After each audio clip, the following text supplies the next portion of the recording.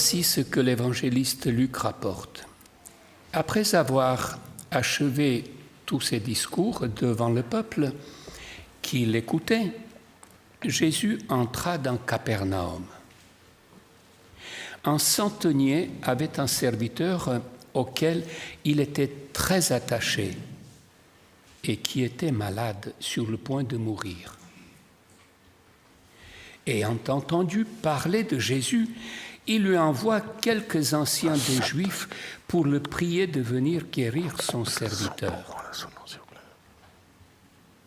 Ils arrivèrent auprès de Jésus et lui adressèrent d'instantes supplications, disant « Il mérite que tu lui accordes cela, car il aime notre nation, et c'est lui qui a bâti notre synagogue. » Jésus, étant allé avec eux, n'était guère éloigné de la maison quand le centenier envoie des amis pour dire « Seigneur, ne prends pas la peine, car je ne suis pas digne que tu entres sous mon toit. C'est aussi pour cela que je ne me suis pas cru digne d'aller en personne vers toi. Mais dis un mot, et mon serviteur sera guéri. Car moi, qui suis soumis à des supérieurs, j'ai des soldats sous mes ordres, et je dis à l'un, va, et il va. À l'autre, viens, et il vient. Et à mon serviteur, fais cela, et il fait cela. Lorsque Jésus entendit ces paroles, il admira le centenier. Et se tournant vers la foule qui le suivait, il dit « Je vous le dis, même en Israël, je n'ai pas trouvé une aussi grande foi. » De retour à la maison, les gens envoyés par le centenier trouvèrent guéri le serviteur qui avait été malade.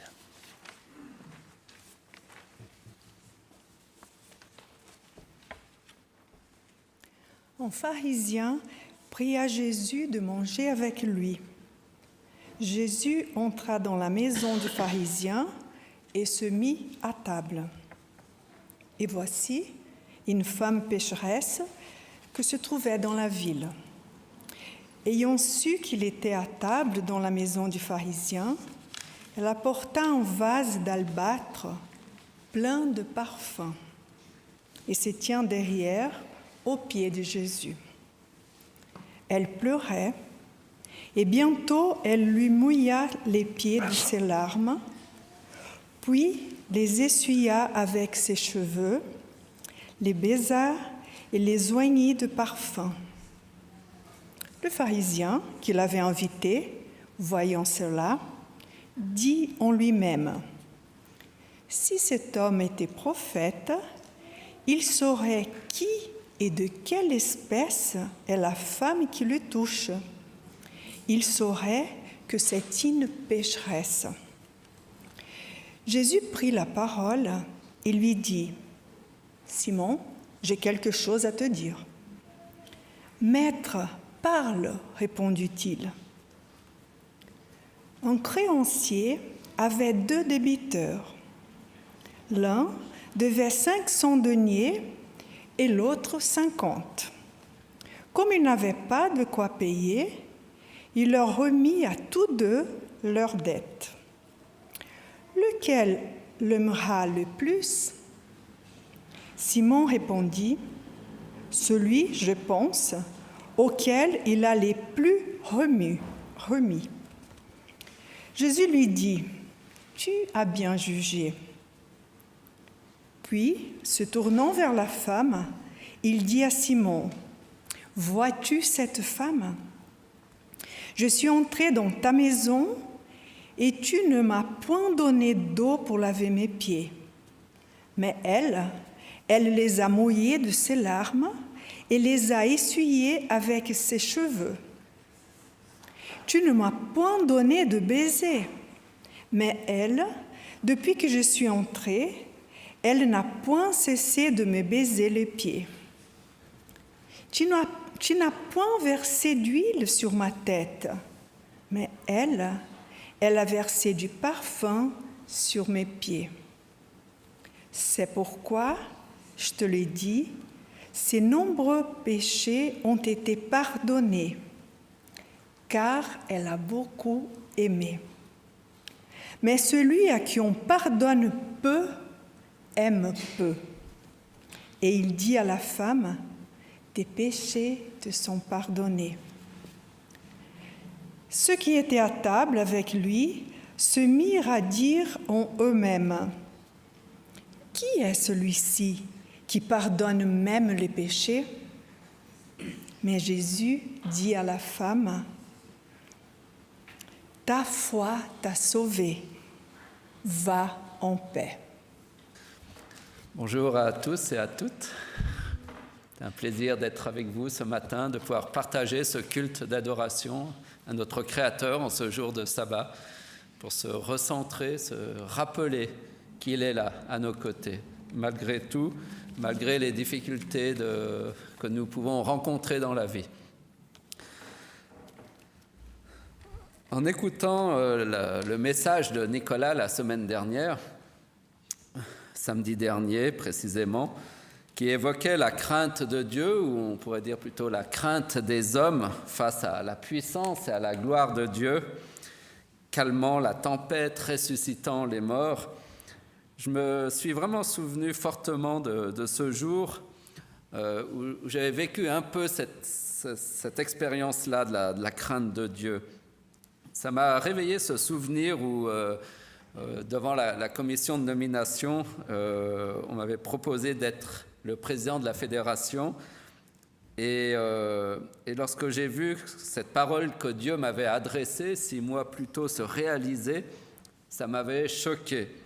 Et j'étais un peu dans un état de sidération, comme paralysé.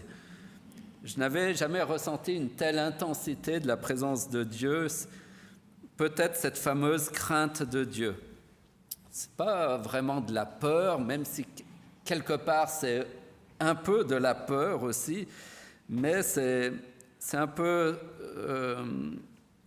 une crainte parce où on est mis face à la toute-puissance de Dieu, où on est mis face au miracle divin, où il exauce devant nos yeux quelque chose qui nous paraît impossible, impensable, inattendu.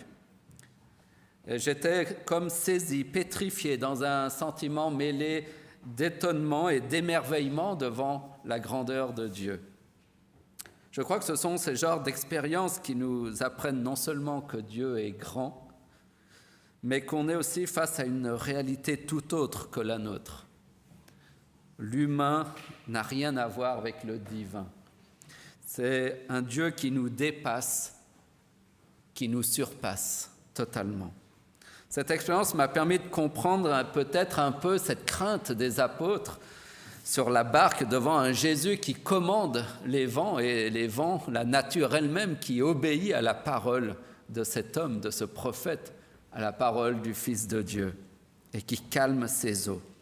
J'aimerais bien que ce Jésus puisse parfois calmer mes craintes et mes tempêtes intérieures avec la même autorité et la même force, si vous voyez ce que je veux dire.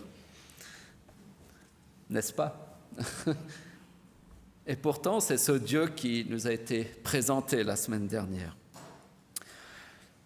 Justement, Jésus, la semaine dernière, a aussi interrogé ma foi à ce sujet. Je rencontrais certaines tempêtes intérieures, pas si fortes, mais elles étaient assez nombreuses.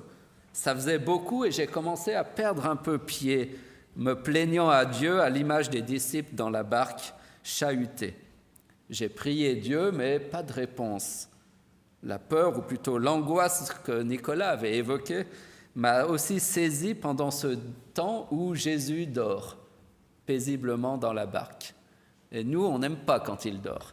On aime bien qu'il soit un peu éveillé à nos côtés, qu'il réagisse quand on l'appelle, qu'il bouge quand on le lui ordonne. On est un peu comme ça. J'avais été touché par le message de la semaine dernière parce que j'avais pas réalisé que Jésus n'a pas cherché cette fois-ci à rassurer tout de suite les disciples qui paniquaient au cœur de la tempête, mais une fois que les eaux ont été calmées, il a alors à ce moment-là calmé leur cœur et il a quand même questionné leur foi. Où est votre foi ? J'ai vraiment eu l'impression que Dieu avait fait pareil dans mon cas. Il ne m'a pas rassuré pendant la tempête et l'angoisse, mais il m'a questionné après, une fois que c'était plus apaisé, en me demandant « Où est donc ta foi, Olivier ?» Après tout ce que tu as vécu, après toutes ces expériences, comment ta foi s'exprime-t-elle aujourd'hui ? Et combien de fois vais-je devoir agir dans ta vie pour te convaincre de ma présence et de ma puissance dans toutes les circonstances de ta vie, les bonnes, mais aussi les mauvaises. Ce message, Nicolas, m'a recentré, me rappelant cette crainte de Dieu, cette sainteté de Dieu, qui n'inspire au final pas la peur, dans le mauvais sens du terme, mais qui inspire calme, confiance et sérénité lorsque nous allons au bout de ce cheminement avec Dieu. Ce même sabbat soir, vers minuit, dans la nuit des montagnes de Savoie où je me trouvais, et à l'ombre de la pleine lune éclatante à ce moment-là et lumineuse, je ne sais pas si vous en souvenez, je suis sorti me promener seul avec le ciel pour compagnon de marche. Et sous le parterre d'étoiles illuminant l'univers tout noir, de ces étoiles à des années-lumière de ma petite réalité, je méditais un peu sur moi, sur les difficultés. Seul et face à la grandeur infinie de l'univers, je fus à nouveau quelque part saisi de cette crainte, ou plutôt cette fois-ci de cet émerveillement que l'on ressent lorsqu'on est face à la transcendance, face au divin, face à l'infini, face à ce qui est plus grand, plus haut que vous, que votre petite personne.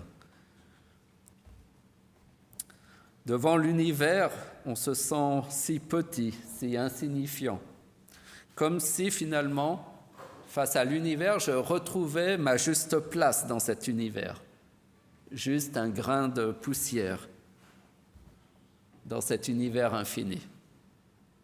À ma petitesse, s'était ajouté aussi ce sentiment du ridicule, non seulement de ma personne, mais aussi de mes réactions, de mon attitude, de mes réactions de peur et d'angoisse que j'avais eues.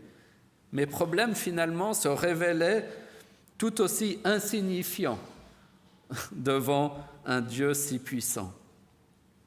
Et à ce moment-là, j'ai senti un peu un sentiment de ridicule. Ridicule d'avoir douté, d'avoir eu peur. Le ridicule aussi d'un petit grain de poussière dans l'univers.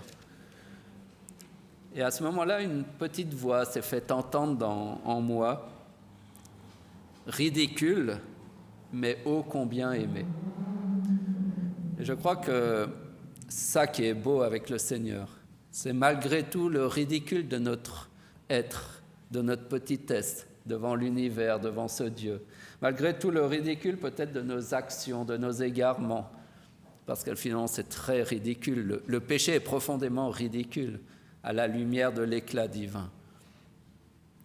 Et lorsqu'on verra la gloire de Dieu à son retour, nous nous sentirons sûrement un peu ridicules en nous souvenant de nos égarements, en se disant « mais qu'est-ce que j'étais aveugle, qu'est-ce que j'étais bête ». J'étais vraiment un aveugle qui n'a pas compris qui était vraiment ce Dieu-là. Oui, ridicule, mais ô combien aimé.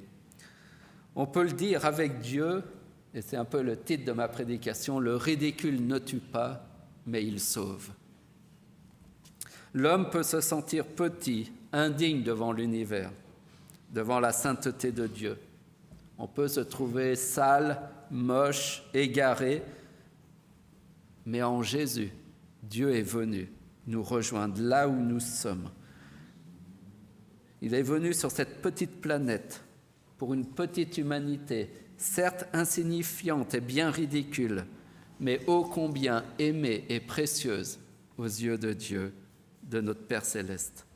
Et je voudrais vous proposer 2 petites histoires que nous avons lues tout à l'heure dans l'évangile de Marc au chapitre 7 pour exprimer cette idée de la grâce de Dieu qui se manifeste au cœur de notre indignité, de notre petitesse, et qui nous sauve du ridicule de nous-mêmes, du ridicule de nos péchés, de nos fautes, de nos peurs, et du ridicule de la mort elle-même. Car à la lumière de la gloire et de la sainteté de Dieu, toutes ces choses nous semblent bien ridicules et vaines. C'est l'histoire donc de 2 personnages, plus ou moins rejetés dans cette société juive. L'un est officier de l'armée romaine, c'est l'ennemi évidemment du peuple de Dieu, donc de Dieu sûrement. On fait vite des raccourcis. Mon ennemi est toujours l'ennemi de Dieu. Pourtant, il est reconnu comme bon, celui-ci, et même par les religieux. C'est lui d'ailleurs qui a soutenu le projet de la synagogue. Bon, finalement, il n'est pas si mauvais que ça, puisqu'il nous a aidés, cet étranger, il a servi nos intérêts. C'est tellement vrai de l'amour humain, toujours intéressé. Si cette personne m'intéresse, si elle fait quelque chose de bien pour moi, alors il est digne d'intérêt. L'autre, c'est une pécheresse, peut-être, on pourrait dire une prostituée. En tout cas, elle est jugée et méprisée par les bien-pensants, les religieux, et en particulier dans cette histoire par Simon le pharisien. Là encore, c'est tellement vrai de cette nature humaine, toujours prête à juger, à condamner celui ou celle qui est sans intérêt ou qui n'a aucun intérêt pour moi ou qui ne me sert à rien. Vous voyez comment l'amour humain est profondément égoïste et égocentrique. C'est un long chemin que d'apprendre à aimer comme le Seigneur nous aime. La première scène dans Luc 7 met en scène donc plusieurs personnages que nous avons vus. Après son fameux discours sur la montagne, Jésus rentre à Capernaum et très rapidement, quelques anciens des Juifs viennent à lui, à sa rencontre. Et ils viennent avec de bonnes intentions, ils viennent pour intercéder pour un serviteur malade, mais pas n'importe quel serviteur. Son maître est un chef de l'armée romaine. Le texte nous dit qu'ils lui adressèrent d'instantes supplications, disant « Il mérite que tu lui accordes cela, car il aime notre nation et c'est lui qui a bâti notre synagogue. » Voilà, bon, ça aide un petit peu à aimer aussi. Tiens, enfin quelqu'un qui mérite quelque chose dans ce monde. Hein. Il fait enfin quelqu'un de bon et de bien. Alors Jésus, tu ne peux pas l'ignorer celui-là. Il faut que tu le guérisses. Tu ne peux pas passer à côté. Le verbe en grec pour mériter, dans le texte, c'est axios, comme le mot axe. C'est ce qui est droit et juste. Mais ça a aussi le sens de dignité, celui qui a de la valeur, qui le mérite à juste titre. Pour les anciens, donc, cet homme mérite que le Christ réponde à sa prière, à sa demande, car c'est un homme bon, il en est digne, c'est un homme de valeur. Alors, on pourrait se poser la question, est-ce que Dieu répond aux prières que selon nos mérites, selon les bonnes œuvres que nous pouvons faire? Alors, vous me voyez venir et vous allez me dire, mais non, bien sûr que non, Dieu n'est pas comme ça. Dieu n'est pas comme ça, mais nous sommes comme ça.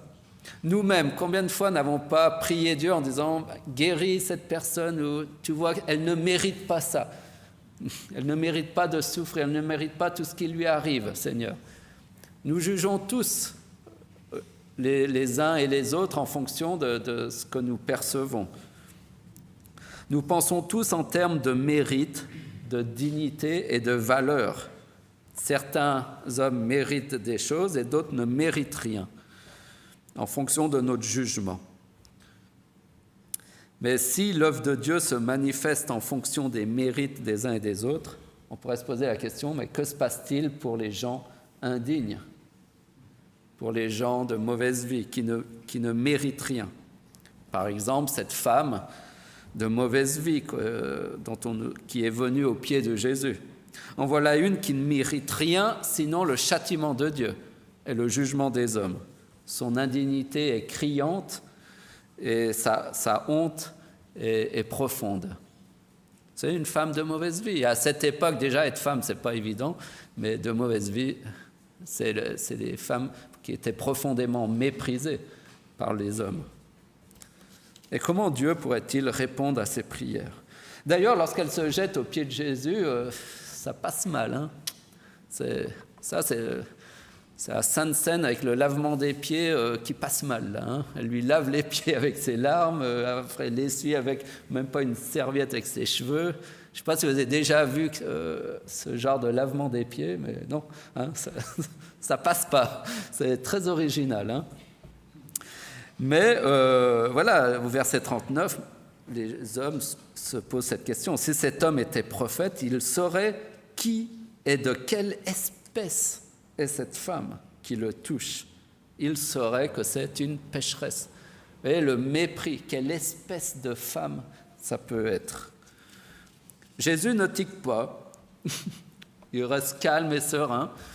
Je pense qu'il faut vraiment avoir l'Esprit de Dieu pour rester calme et serein dans ces moments-là, et pour savoir quelle attitude adopter pour ne pas rejeter cette dame, pour avoir le regard et l'attitude juste vis-à-vis de l'acte que fait cette femme et vis-à-vis du regard que les hommes portent sur cette scène.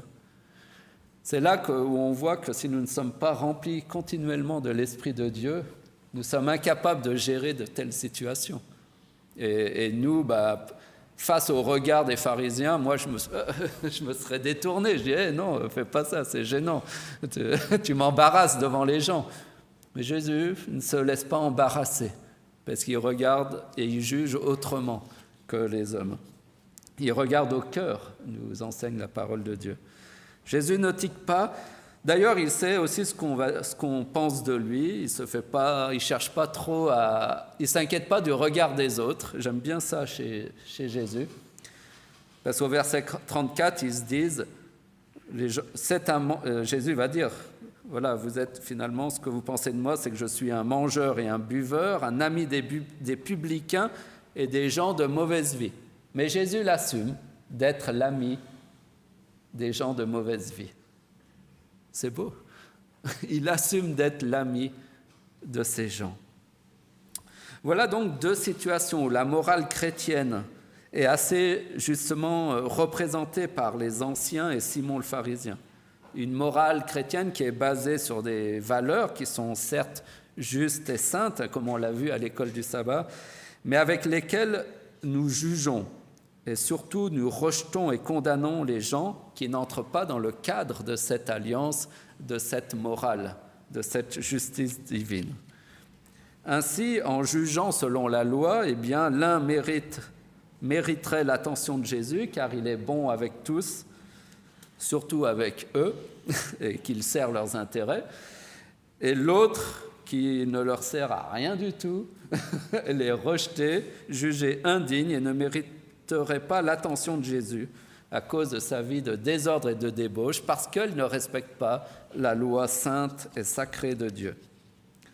Pourtant, ce qui est intéressant dans cette histoire, c'est que la morale de l'histoire va être complètement inversée et va renvoyer le bon centenier et la mauvaise femme, va renvoyer plutôt les pharisiens dos à dos. Ici, finalement, le bon centenier et la mauvaise femme, dans ce récit, se sentent tous les deux indignes.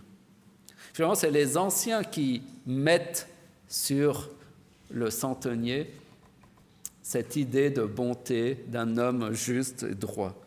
Mais si on remarque bien, le centenier va défier cette morale injuste judéo-chrétienne par une attitude pleine d'humilité et de vérité sur lui-même.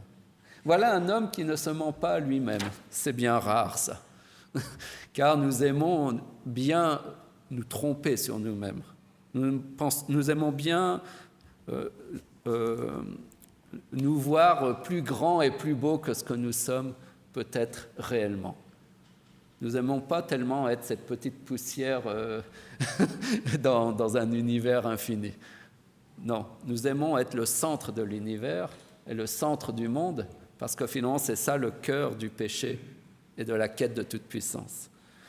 Le récit nous dit que le centenier a envoyé des amis, pas des serviteurs, mais des amis, des proches avec ce message. Au verset 6, « Seigneur, ne prends pas tant de peine, car je ne suis pas digne que tu entres dans ma maison. » Ce Romain, qui est décrit comme un homme bon, ne se sent pas digne de Jésus-Christ, de la présence de Jésus dans sa maison. Tout le monde aimerait aller dans sa maison parce que c'est un dignitaire, c'est quelqu'un d'important, qui a une bonne réputation.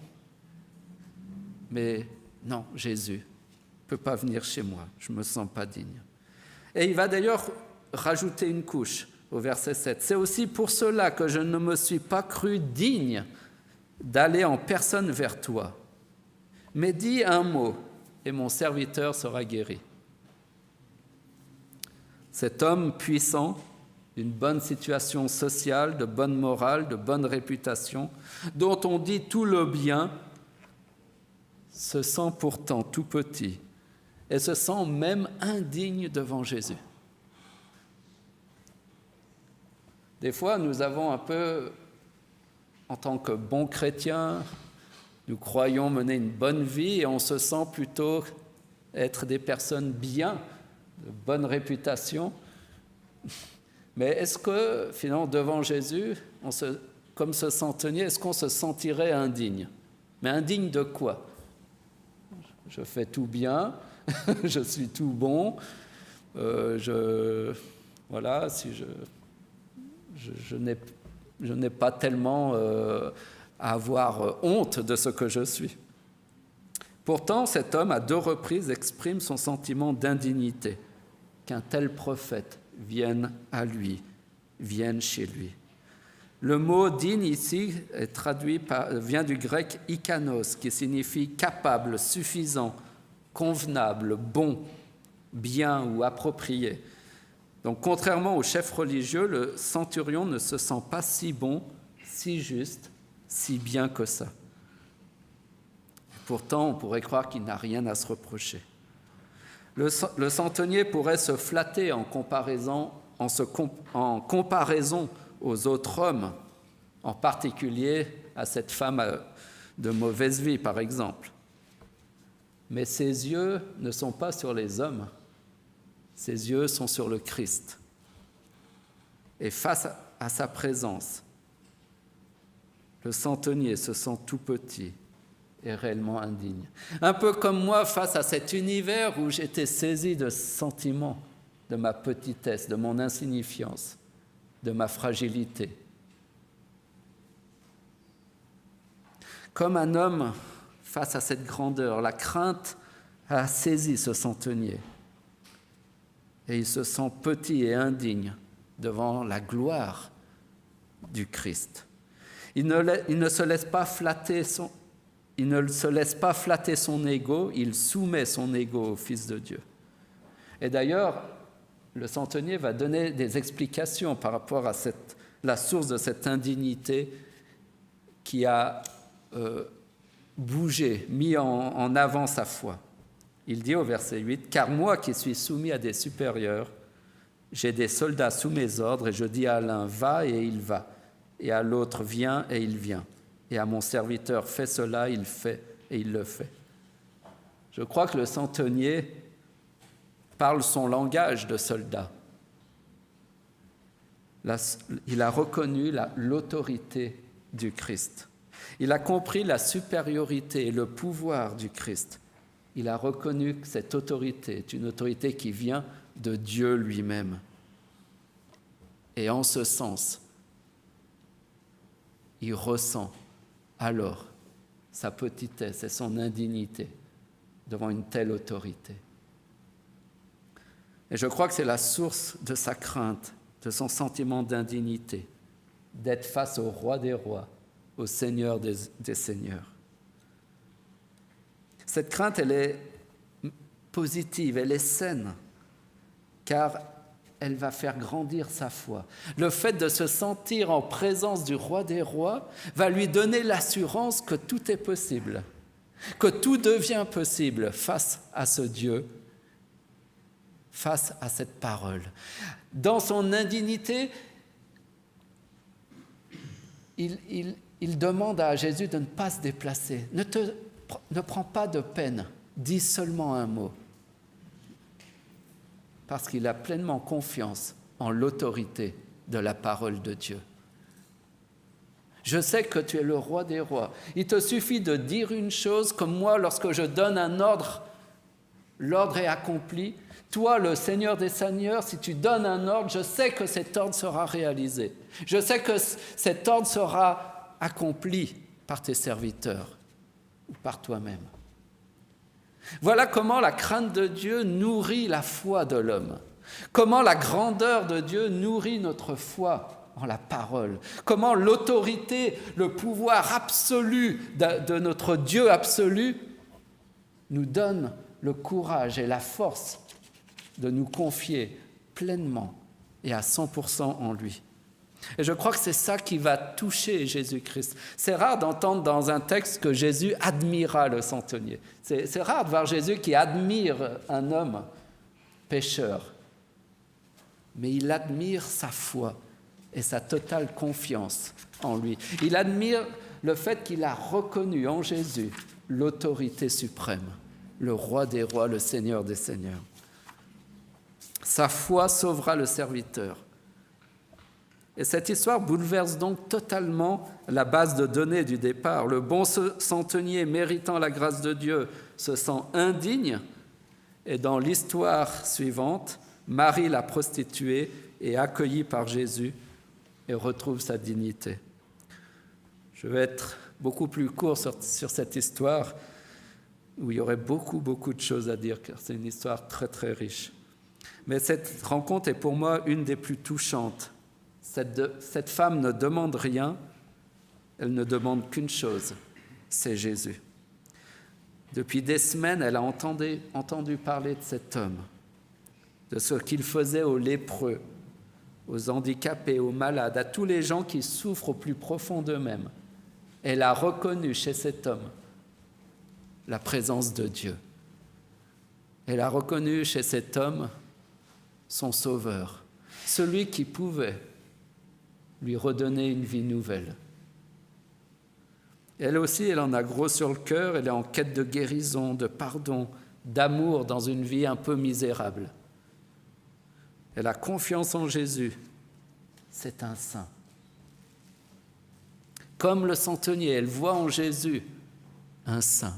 Elle voit en Jésus le roi des rois. Elle voit en Jésus, cette fois-ci, peut-être plutôt le sauveur, le guérisseur, le libérateur. Certes, elle se sent profondément indigne, mais elle a cette soif de paix, de rencontre avec le saint, avec celui qui raccommode ce qui est brisé. Elle n'a rien à apporter qui ait de la valeur chez elle. Alors elle réunit tout ce qu'elle a de plus cher et elle vient avec ce parfum. Elle vient alors aux pieds de Jésus en dépit des regards, des jugements, du ridicule que représente cette scène, avec tout ce qu'elle est, tout ce qu'elle a, sans un mot, sans rien dire, juste avec des larmes en guise de prière et un parfum en signe d'adoration. Voilà une femme qui donne tout, car les larmes sont ces mots les plus intimes que puisse exprimer l'âme humaine. Sans un mot, elle va tout dire. Sans même demander pardon, Jésus va la pardonner. Sans rien demander, Jésus va tout lui donner. La force d'une prière, ce ne sont pas les mots, mais ce ne sont pas ni nos mérites ou nos offrandes ou nos bonnes œuvres. C'est venir avec son indignité au pied de Jésus et lui exprimer du fond de notre cœur qui nous sommes et ce que nous espérons en lui. Et le Christ va pardonner ses péchés et va lui dire « Ta foi t'a sauvé, va en paix ». Et je voudrais qu'aujourd'hui, nous puissions justement saisir cette foi et partir en paix de ce lieu. Malgré le ridicule de la situation, Jésus n'a pas rejeté cette femme. Il est justement venu pour les pécheurs, pour les indignes, les ridicules que nous sommes, que je suis.